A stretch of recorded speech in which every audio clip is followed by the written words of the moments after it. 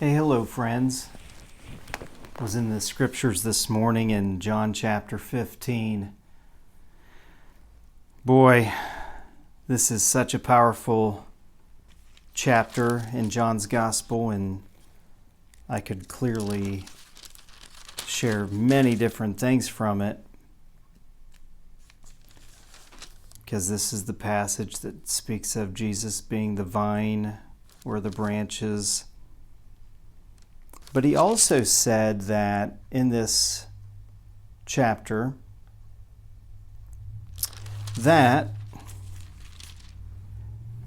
he said in verse 11, "These things I have spoken to you, that my joy may be in you, and that your joy may be full."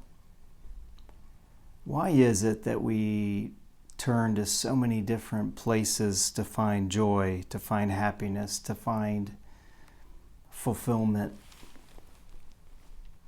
And he said right here very plainly, "These things I've spoken to you, that my joy may be in you, and that your joy may be full."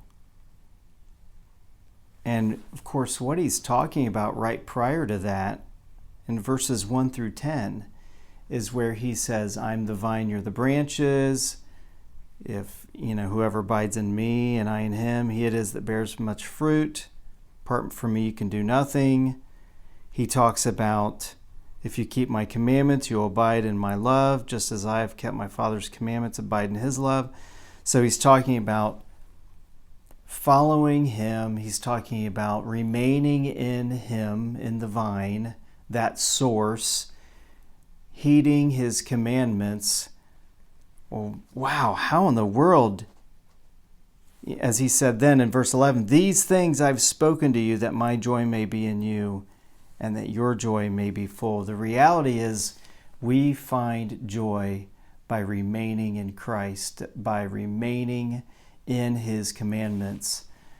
There is truly freedom and joy to be found by simply following him and following his commandments. I don't know why so many people think, and I'm sure I was in that boat at one time as well, they think that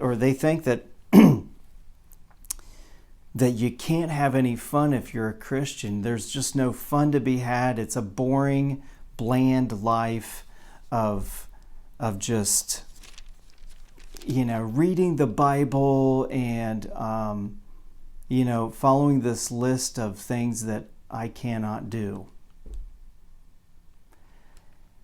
And the reality is, there is freedom in following Jesus. There's freedom in following him and abiding in him and remaining in this vine that provides sustenance. So I wanted to encourage you, as this encouraged me, as it reminded me that this is where we find fullness of joy, complete joy, and that is through his words, through Jesus. So friends, turn back. If you have a red letter Bible, turn back to the red words. See what Jesus said. Yes, obviously, I believe all the other words in the Bible are very important as well.